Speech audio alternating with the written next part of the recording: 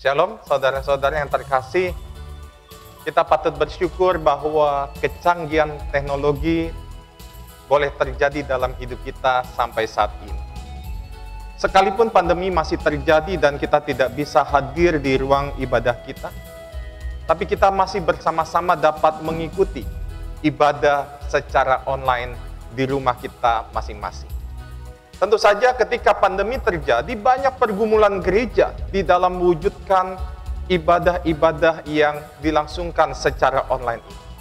Banyak gereja bergumul bagaimana teknisnya, kapan akan melakukan rekaman-rekaman, dan alat-alat apa saja yang dibutuhkan. Bagaimana petugasnya, berapa orang yang akan bertugas.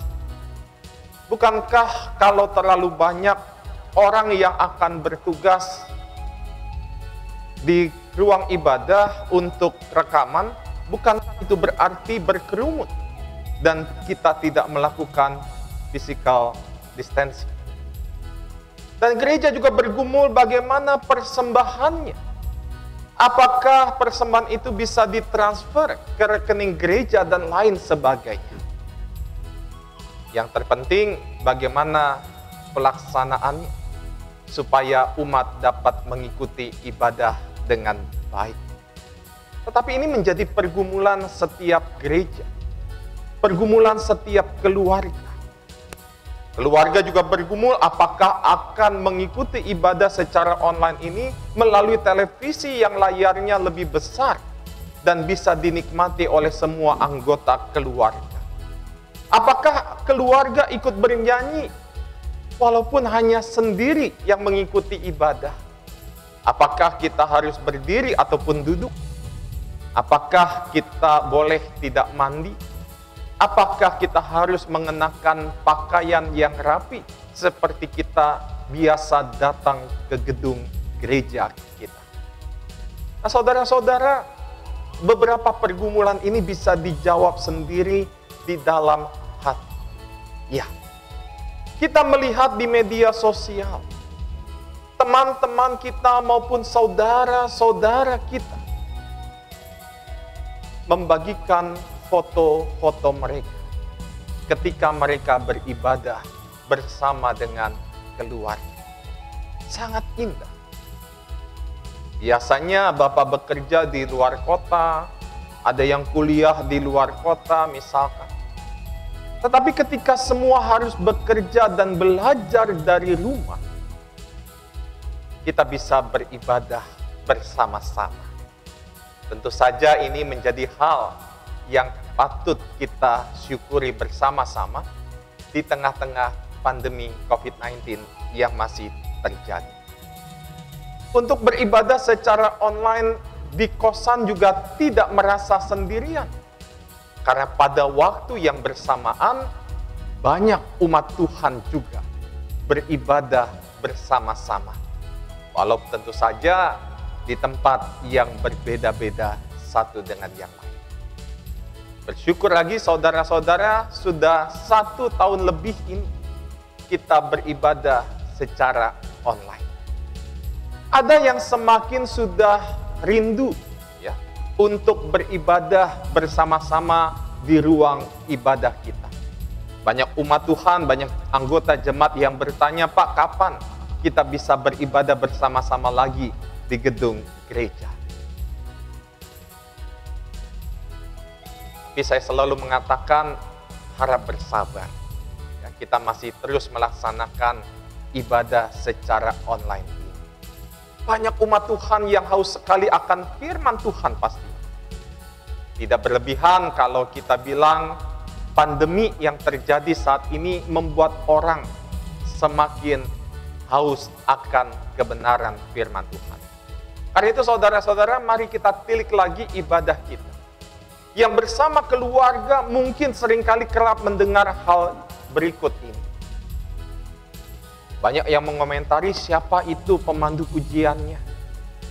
Atau banyak yang mengomentari ketika ibadah berlangsung, waduh, mbak itu yang terus-menerus disorot oleh kamera. Oh, ternyata pakaiannya tidak serapi yang kita bayangkan. Apalagi yang menggunakan handphone saudara-saudara, sering terdistraksi dengan pop-up notification, pesan dari WhatsApp, mungkin dari orang-orang yang terkasih, atau bisa jadi ada diskon di aplikasi online shopping. Nah, pertanyaannya saudara-saudara, apakah tergoda untuk membuka notifikasi itu? Ketika dulu sebelum pandemi kita beribadah di gedung gereja, biasanya ada himbauan dari liturgos untuk mematikan handphone kita masing-masing selama ibadah berlangsung.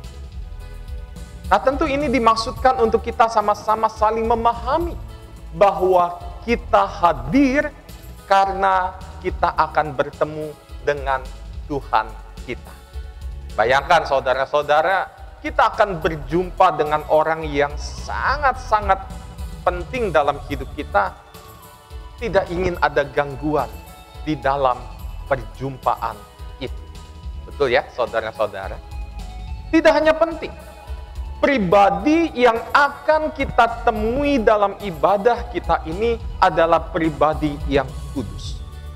Ia adalah Tuhan kita. Benarkah kita akan melakukan hal lain sembari kita menemuinya di dalam ibadah kita? Saudara-saudara, ingat kisah Marta dan Maria di dalam Injil Lukas 10 ayat 39 sampai 42. Di sana tertulis Maria ini duduk dekat kaki Tuhan dan terus mendengarkan perkataan Tuhan Yesus. Sedang Marta sibuk sekali melayani Tuhan. Lalu ia mendekati Yesus dan berkata kepada Tuhan, "Tuhan, tidakkah engkau peduli bahwa saudaraku ini membiarkan aku melayani seorang diri? Suruhlah dia membantu aku." Tetapi saudara-saudara, Tuhan Yesus menjawab, "Marta, Marta, engkau khawatir dan menyusahkan diri dengan banyak perkara. Tetapi hanya satu saja yang perlu. Maria telah memilih bagian yang terbaik yang tidak akan diambil daripadanya." Saudara-saudara, Tuhan Yesus sendiri mengatakan hanya ada satu yang perlu, yaitu mendengarkan perkataannya. Tidak peduli hal lain yang menyibukkan diri kita masing-masing, sekalipun itu melayani Tuhan. Nah, saudara-saudara yang terkasih, apa yang menyebabkan kita seringkali hilang fokus kepada Tuhan di saat ibadah kita? Apakah kita kurang menempatkan Tuhan di atas keperluan kita? Ataukah kita malahan belum memahami bahwa Dia adalah yang paling penting di dalam kehidupan kita? Kalau ya, maka pahamilah. Ada perbedaan besar antara ibadah online dan non ibadah online.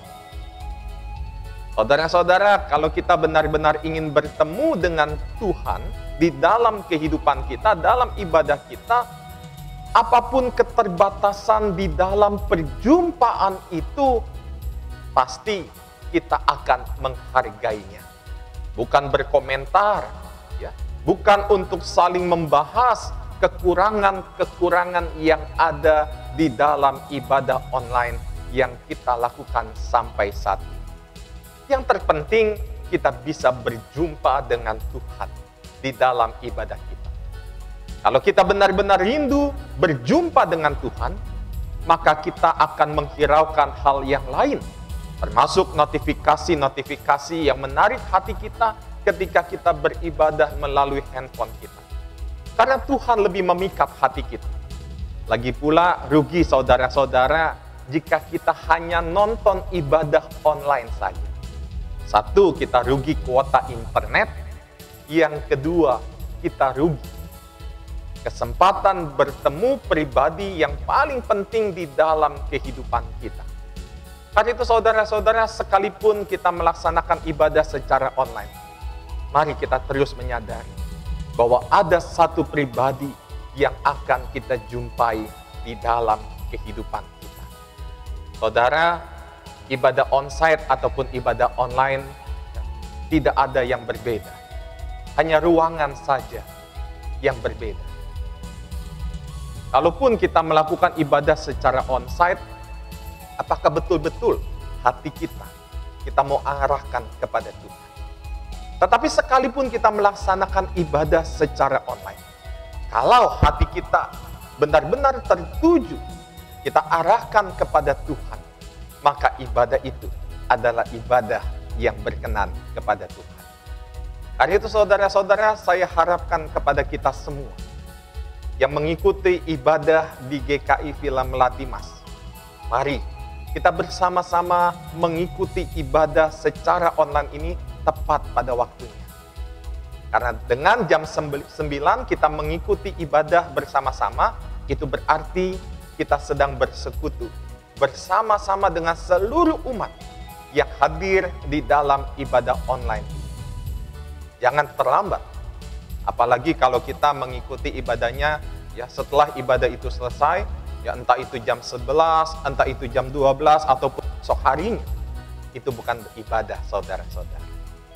Karena itu mari kita satukan hati kita satukan pikiran kita untuk ibadah bersama-sama pada waktunya. Beribadah kepada Tuhan, sekalipun kita masih melaksanakan ibadah secara online, tapi hati kita dengan Tuhan. Saudara-saudara, amin.